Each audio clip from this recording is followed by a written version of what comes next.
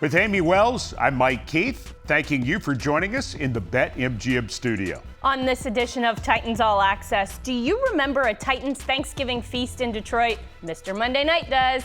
We go beneath the surface in the Titans radio booth. Our Nissan insider is tight end Josh Whyle. And Titans All Access features head coach Brian Callahan each week. We open the show in Callie's Corner, presented by SeatGeek. Mason Rudolph moved the offense, particularly in the first half. If you do figure out midweek that he is going to be the guy against Detroit, are you able to give him more of the offense than what he was able to have in Buffalo? I mean, the game plan was pretty well open. It's just the live reps and the communication of some things. There's just a benefit to at least doing those things. Obviously, before going to play is always helpful. But yeah, there's also some things that may fit him, different style that may fit him differently than maybe it would fit Will. But for the most part, he's got pretty well open book on what we had up for the game. The tight ends played a major role in the offensive effort against the Bills. Was that by design? There was some things to them early, certainly, but they also got involved. It became a much different style coverage game for them. They played a lot more.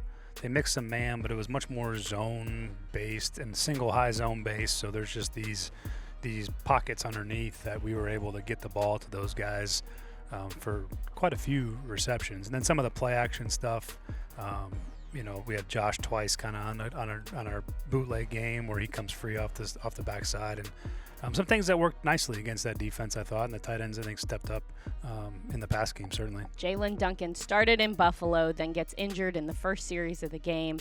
You've made it pretty clear that he will not be playing in Detroit. So what do you do at that position? Do you open that up to competition this week? That's where we're headed right now. Between John Ajoku and Leroy. Again, we're not getting a level of play that's sustainable there. There's too much, too many hits on the quarterback, too many soft pockets, too many things that aren't at the level that they need to be. And so I'm clear, there's tackles lose pass rush reps. It happens. JC lost one. It was critical. It ended up being a sack fumble that we recovered, but it crushed a potential explosive play. Tackles get beat, but it's just the frequency and the intensity at which we get beat sometimes that we have to be better. And there's really no way around it. I can't sit here and sugarcoat that any other way. It's just we're not playing at a level that's good enough at that spot. You have talked about the other four spots on the offensive line, and you've been happy with their improvement. Not going crazy, but you've said, hey, they've made steady improvement. As you look at that group's overall improvement, is there any way for the five to take a step forward in the way that you want until the right tackle situation is settled? I think as a unit, no. I mean, you're only going to be up front as good as your weakest player. And look, every offensive line has weaknesses. Even the best ones in the league have weaknesses. But you're only going to be as good as that, And if you don't have, if it's really weak, it's going to be hard because you can't really necessarily make up for that all the time. And we have to need better. But the guys that have played have done some good things. And again, they need to play better as well. Let's look ahead to the Detroit Lions. Their offense has been doing some pretty incredible things. What has stood out to you when you watch them on tape? They're really good. They have a great toughness about them. They're a very physical team, both in all three phases. I think Ben Johnson's always been, a really smart, creative offensive play caller. They put guys in really good position, but I think at the end of the day, they pride themselves on just being more physical and tougher than you, and they show that. That's sort of been their MO. They still got that blue collar mentality. I think Dan Campbell's done a fantastic job building that program from the time he took over, and they certainly embody the toughness that he wants them to embody. And then they got really good players. I think the two running backs are fantastic.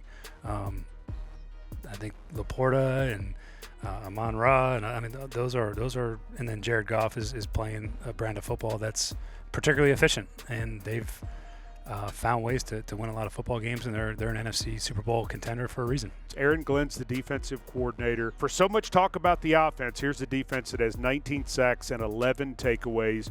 What's the challenge of playing against an Aaron Glenn defense? The amount of pressure they apply, and I mean that in a lot of different ways. They apply pressure in the secondary with how they cover. They're going to play man coverage. They're going to challenge you. They have plenty of pressure packages. Their scheme is smart. It's sound.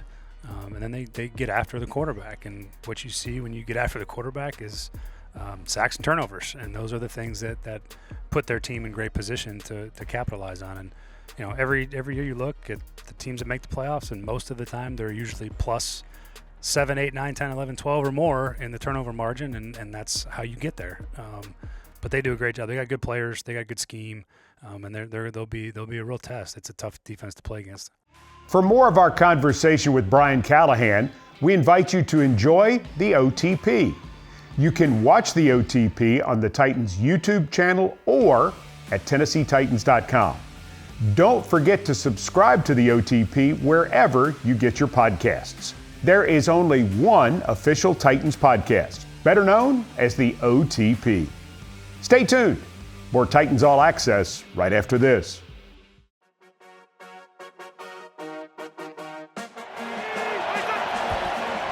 Fake. Rudolph. Flushed out to his right. Takes off running. Now pulls up. Throws. Touchdown! Titans! Nick Westbrook-Akine! Okay, yes! At the last possible moment, he just flips it back across his body to Westbrook-Akine. Welcome back to Titans All Access. The Titans roster features veterans in some spots, but a great number of first and second year players are taking bigger and bigger roles every single week. For example, Josh Whyle. The 2023 draft pick already has more catches now than he had in his entire rookie season. And he seems to be gaining more traction in the offense with each succeeding week. In this week's Nissan Insider, Amy Wells helps us get to know tight end Josh Whyle. Josh, you're one of the players in the National Football League who has decided that we're not just going to wear the Guardian caps during practice. We're going to wear them during the game as well. What was your primary motivating factor for making that decision? Well, I had a concussion in training camp, and that's kind of where it started. And then once I realized, I learned after that guys could start wearing them in the games. I thought it'd just be a great opportunity, for myself and my own health. But also I think something that goes into it too is hopefully other guys around the league start to see it. Hopefully, in 2, 3, couple of years, whatever it is, you start seeing it more across the league. Does it really have any impact on the way your helmet feels on your head or the way that you play in a game or anything like that? I don't feel it at all. Some guys say it feels a little heavy, but I don't feel nothing, so yeah, it's just a bonus, I guess. Were there conversations that you needed to have, whether it be with coaches or equipment or anything like that, before you made this decision? Kind of went back and forth with EQ and the trainers, just kind of what they thought. Talked to one of our doctors too.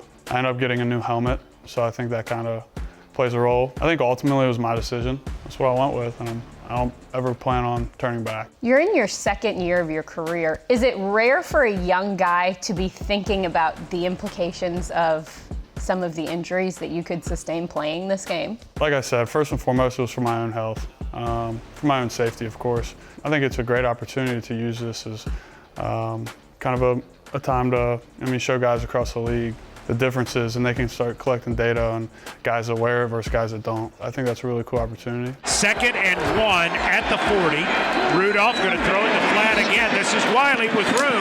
Whyle 35, Whyle 30, and Whyle is run out of bounds by Hamblin with another first down and a really good gain. From year 1 to year 2, where do you feel like you're a better tight end?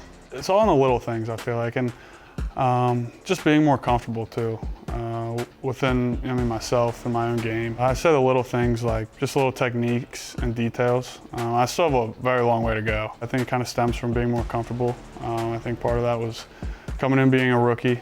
I've said this before, but as a rookie, you're just trying to survive a little bit, keep your head above water. You and Will Levis were in the same rookie class. Has that been helpful to you that you guys were able to form a relationship just right out of the gate? 100%. It's really been cool to watch Will grow just over the past, year and a half, 2 years, whatever it is. And the leadership role he's taken upon himself, upon the offense and the entire team. It's been really cool to see. And it also has been cool to come in together. We experience the same things at the same time, so that's been unique too. A lot of the guys who are just second-year players are starters on this team. Do you think that speaks to maybe the maturity within that group of guys? 100%. Maturity and kind of how we work and how we approach every day, I think. Not only that, but it's healthy competition. I've only ever felt that since I've been here. Guys trying to help each other. It's been really cool to see and watch everybody grow. Within that whole tight ends room, you guys are pretty young. Do you like that kind of vibe or makeup of your tight ends room? I do. I like it because I think we're all hungry in a sense. All want and willing to learn, and it's been really cool with Nick in the room. From the first day he stepped in the room, he's kind of led our room. What has surprised you the most about this Brian Callahan offense? Explosive. It's fun to play in. We have a lot of playmakers on this team. I don't think we've shown at all what we're capable of, but I do think we're progressing and taking the right steps in that direction. So. When we continue, this weekend's trip to Ford Field will be the Titans' third. We remember the first two fondly when Titans All Access returns.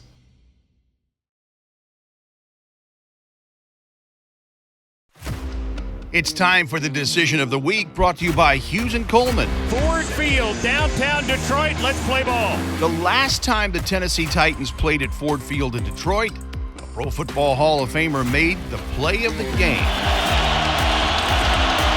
Mariota with time, end zone, and it is caught! The date was September 18, 2016. The player was Andre Johnson, and the decision to bring Johnson in proved to be a good one. Mariota looking, firing. Andre Johnson, did he catch it? He did! Touchdown! Titans! My goodness, it's good to be on the same team with Andre Johnson. Johnson would retire on Halloween 2016, just 6 weeks after this play occurred.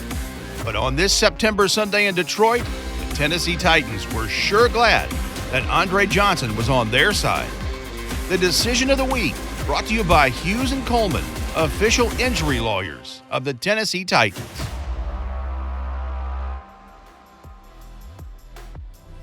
Mike, I was there for that win. You were? It was amazing. I'm just sorry you weren't in Detroit for Thanksgiving 2008. It's actually the only Thanksgiving game that our franchise has played while we've been known as the Titans. That's the game that we were talking to Keith Bullock about. Yes, on Titans Tonight. Let's share it with our Titans All Access audience. Mr. Monday Night talks about a November 2008 Thursday Thanksgiving at Ford Field. Tennessee beat the stuffing out of the Lions on Thanksgiving. Everybody make sure they get a piece of this lion we having for Thanksgiving. Hell yeah, we were having lion instead of turkey. It's a screen in the middle, intercepted Dave Ball. 10, 5, end zone, touchdown. See him do the turkey into the end zone? I felt that was very creative, especially for a defensive lineman. How would he know he's going to score, but let alone do the turkey on Thanksgiving Day? What do you remember about that experience? I honestly remember how special it kind of is to play on Thanksgiving. Everyone in the country is watching you. So for us to go in there as one of the better teams in the NFL and to play on Thanksgiving was a great display of good Titans football. That was actually coming off the first loss. Oh, all right. Lost to Brett Favre on Sunday in Nashville, and then had to turn around and go to Detroit. Well, that makes even more sense, because I remember that game we lost to the Jets. We could have beat them. They played a good game. We didn't play a great game. It was a game we probably thought we were just going to walk through, and we had to turn it up against the Detroit Lions the next week. So that was even better because as you play in the NFL, especially with a team that's fortunate enough to win games. They always expect to fall off. So if we would have went into Detroit and laid an egg on Thanksgiving, that wouldn't have been good either. That's interesting that you really feel the gravity of that day. It's a big week in the NFL, and to be a part of it, like I remember Thanksgivings, at different family members' houses, watching that game, and to be in that game and to make plays and my team to be victorious is cool. Did you get any of the turducken after the game? I did not. I believe it was Hainsworth, Vanden Bosch, and CJ 2K and Lindell White, smash and dash. So in terms of all of the things that you got to do as an NFL player, where does playing Thanksgiving in Detroit rate? It's definitely up there with top 10. I was fortunate enough to play in a lot of games over the span of my career, and to actually play on Thanksgiving Day, it's one of those games you don't really think about as a kid. As a kid, you're like, oh, Super Bowl, Monday Night Football, those type games. But when you're on a team and you're one of those 4 to 6 selected teams to go out there and represent on Thanksgiving, it's great. And then on Sunday, you just chill out and kick back and watch the other teams play. Eat leftovers. Did you have turkey and dressing at any point during that day? Yeah, when I got home. Anyway, I heard the turducken that they got was cold, so I'm not really into cold turkeys. You can join us for Titans Tonight with Keith Bullock each Wednesday at 6 p.m. Central Time on Titans Radio. And you can watch a replay of Titans Tonight on the Titans YouTube channel starting Wednesday night at 9 p.m. Central. Either way, enjoy our conversations with Keith Bullock each week on Titans Tonight. When Titans All Access continues, we go beneath the surface from the Titans radio booth. You'll see what I mean when we come back. Stick around. Dave McGinnis can take Titans fans beneath the surface anywhere. This week, with some help from Mike Keith, Coach Mack from the Titans radio booth takes us beneath the surface, powered by Microsoft Surface. Play fake. Rudolph firing downfield. There's a Conquo on the left side. He's got it at the 45. Turns away from Spector. Darts forward into Bill's territory. That's a gain of 26 and a first down for the Titans. Great job by Conquo. That's really good protection. Let's start with the protection, Mike. Beautiful cylinder throw from out of that play action, and then Okonkwo beat the linebacker man-to-man on that corner route. Great job. Okonkwo's 12th catch of the year.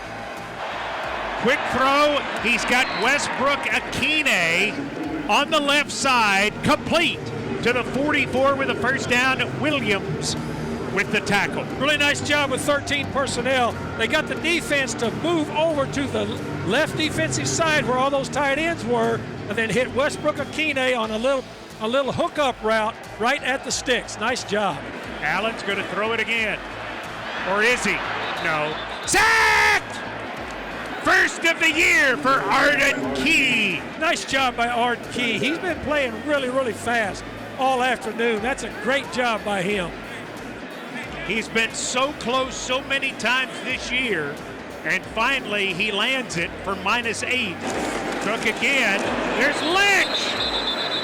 James Lynch, the Titans defensive lineman, comes through and stops his forward progress. -4 back to the 26. Nice job by James Lynch. He got off on the ball, got on the edge of the guard, and beat him. Okay, so now we're going to have the 12th Titan, the literal 12th Titan. By rule, with the new dynamic kickoff, if the ball is blown off the tee multiple times, you can bring in a 12th player who will be Ryan Stonehouse. He will hold the ball on the tee for Nick Folk, and he will immediately have to exit the field. Folk approaches, and the kick comes downfield. We watch Stonehouse sprint off. We watch the ball go through the end zone for a touchback. It's a magic moment. The first time in Titans history that they have legally played 12 players. It worked, Mike. This is my first time seeing this, so I have no clue about this one at all.